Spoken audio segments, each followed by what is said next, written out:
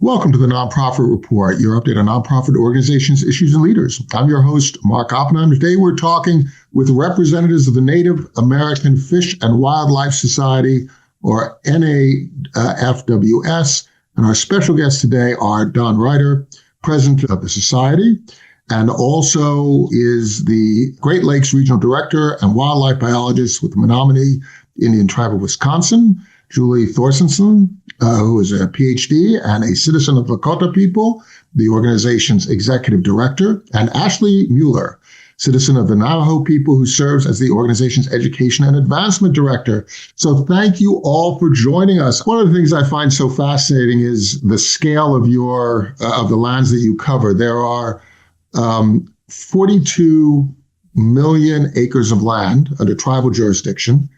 Alaska Native lands add another 45 million acres. There are state and tribal land agreements, which are called ceded or unusual or customed areas, comprising 38 million acres. And in some, we're talking a huge, huge swath of the country with a lot of different ecosystems. Julie, could you talk a little bit about the ecosystems that are covered in all this area? Sure. Thank you for that question. Yeah, the Native American Fish and Wildlife Society works with any of the 574 federally recognized tribes, and tribes do have management, our jurisdiction, or co-management over many millions of acres. And so these are our homelands. We are the first people on these lands, so we encompass all of those different ecosystems. And what I like to tell people is, I get asked a lot, what are tribes working on, or what are tribal fish and wildlife professionals working on? And I usually answer with, well, just name something and I can probably find a tribe that's working on it. So it does make it a little bit challenging as an organization, because we are trying to be responsive and valuable to each of those tribes. And so some days we're working on, Everglades, and we're also working on permafrost and all of these different types of ecosystems. But yeah, these are our homelands, and we are the ones who know them best, and we've have that knowledge that's been passed down through generations. And I think that gives tribes a unique perspective on the ecosystems that they live in. When if you take a look at how the European settlers came here, they tended to segment different parts of their lives.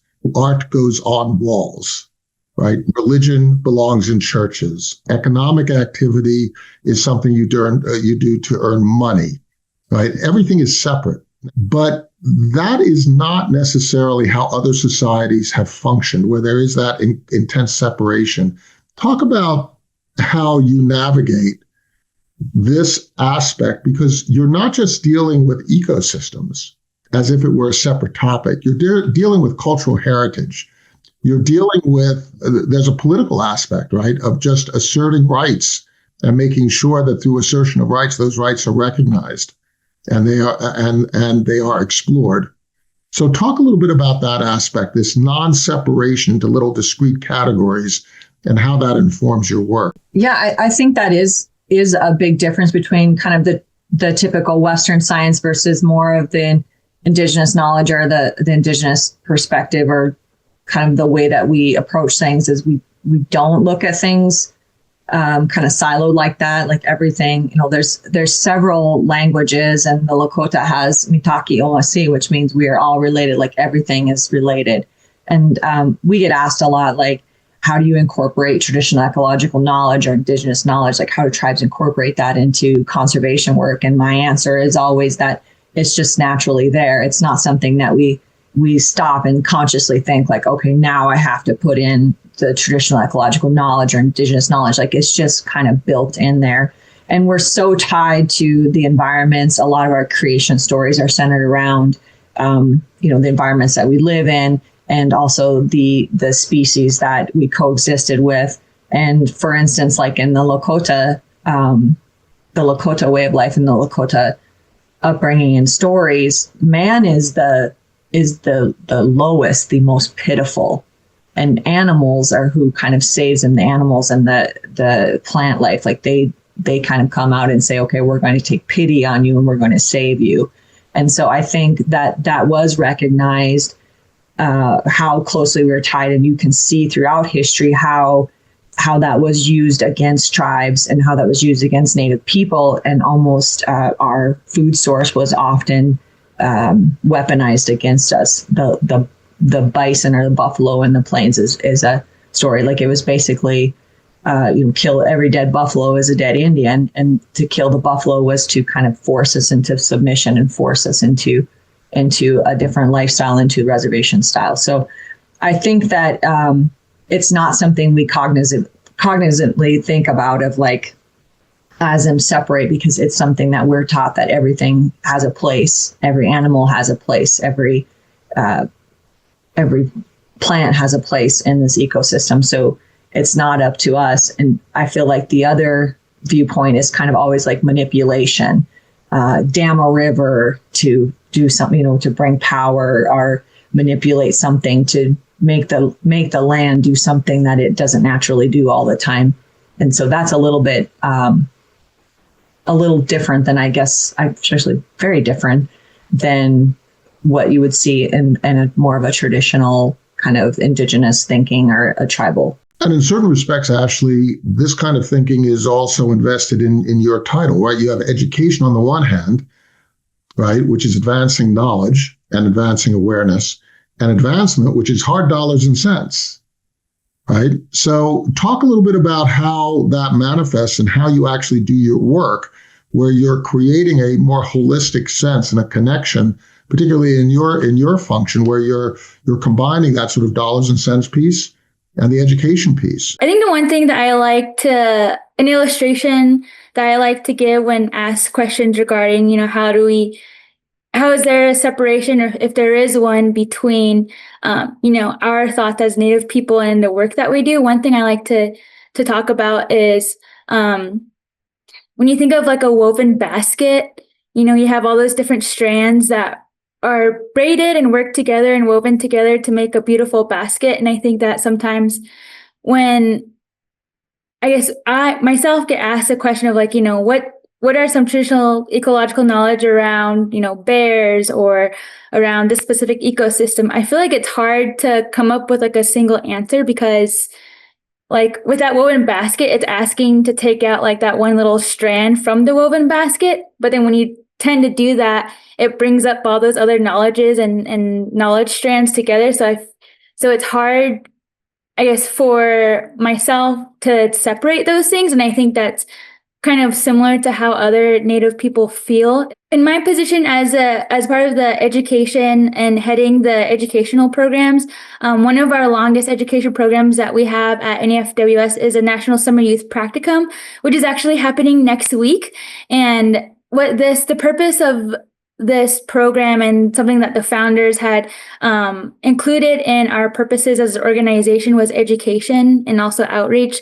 And the practicum provided the space for Native youth across the country to be able to apply and participate in this program, where they'll learn about not only about, what tribal stewardship and tribal management looks like, but also, how do tribes work with state and federal entities for a common conservation goal or a common conservation initiative. And then also what we provide through this program is we talk about college, and we talk about fish and wildlife careers, and how there are opportunities to work. Of course, there's opportunities to work in these natural resource professions with the state and the federal government, but also something that we also really like to highlight and talk about is all of the great work and projects that tribes are doing, and that there are job opportunities within tribes, and that they're doing great work. Are the education programs primarily geared toward careers?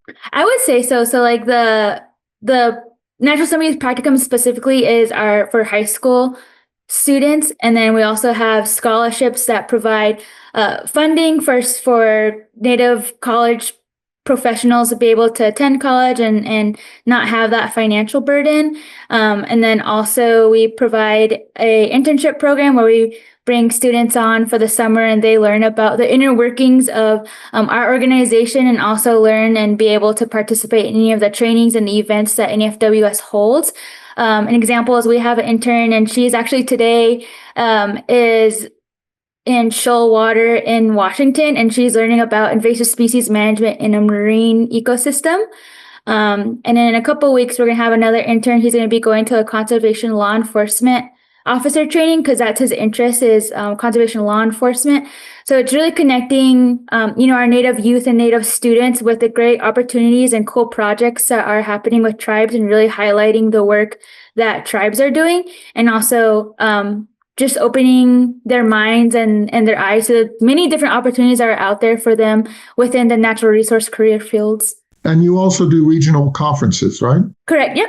And we have a national as well. Your next regional conference is in August. Where is that going to be located? That is going to be in Ignacio, Colorado, and our tribal host is a Southern U. Oh, great. Don, as you work with different tribal governments, what are their concerns that lead them to support your organization and get themselves involved in your organization? Well, I think we got to look back first at your tribal natural resources professionals, your conservation officers, your biologists, educators, and youth leaders.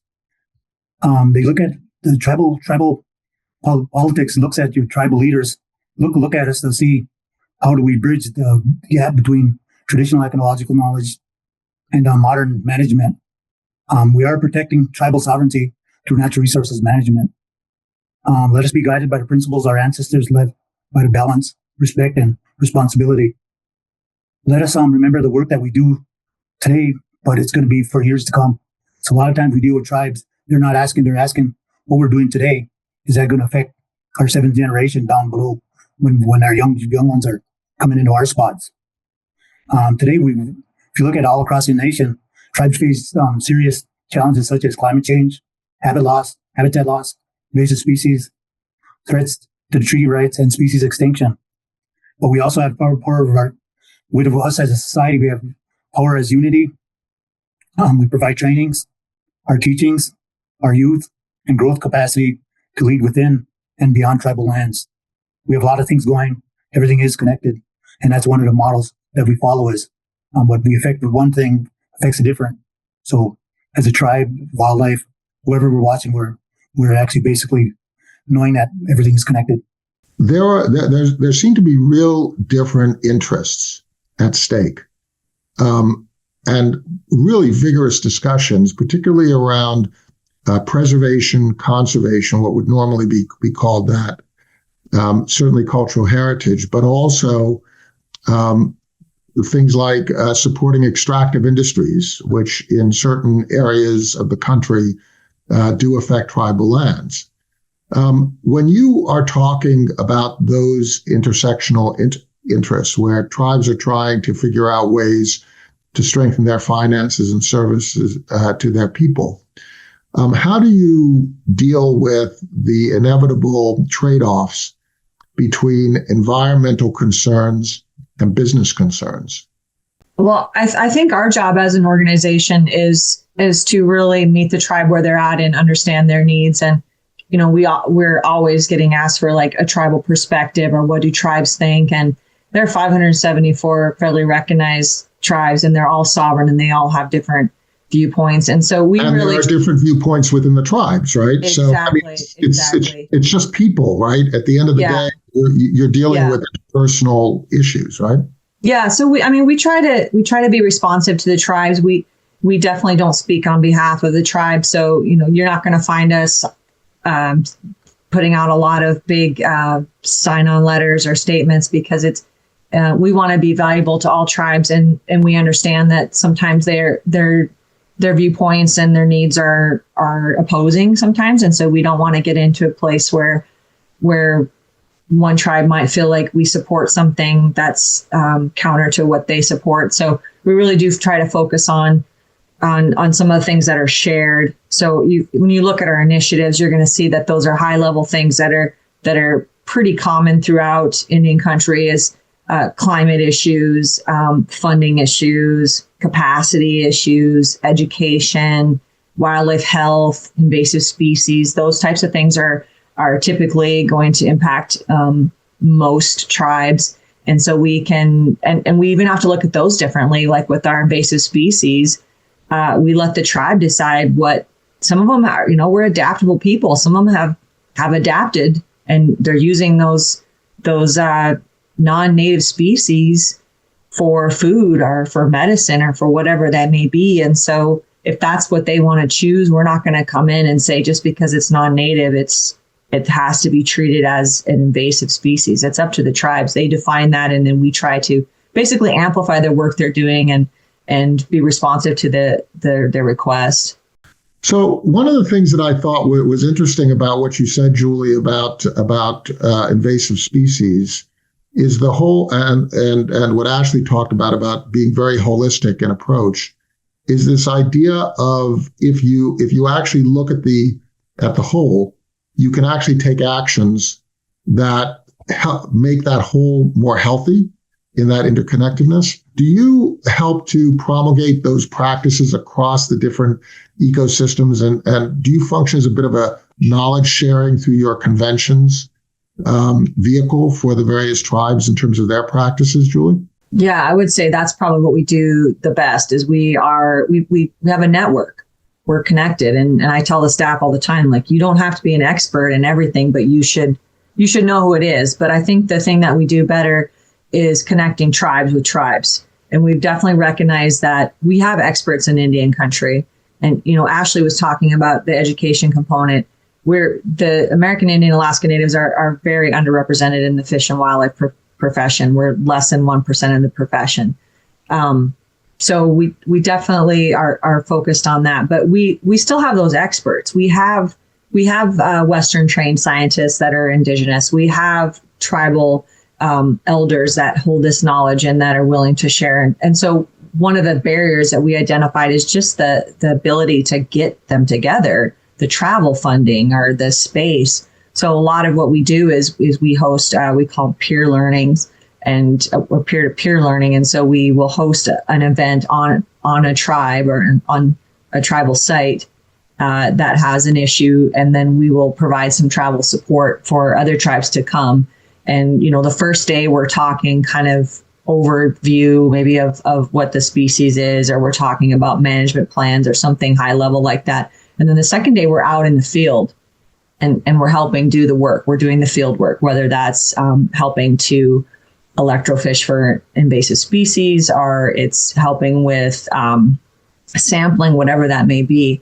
So I do feel like that is a big part of our role is just holding this network, making those connections, listening. We listen a lot, identifying who some of those key people are, some of those resources that may be, and then just connecting the tribes to that resource. One of the things that I think is so very interesting about tribal governments is your history of sometimes having support and positive relations with federal and state authorities and sometimes not.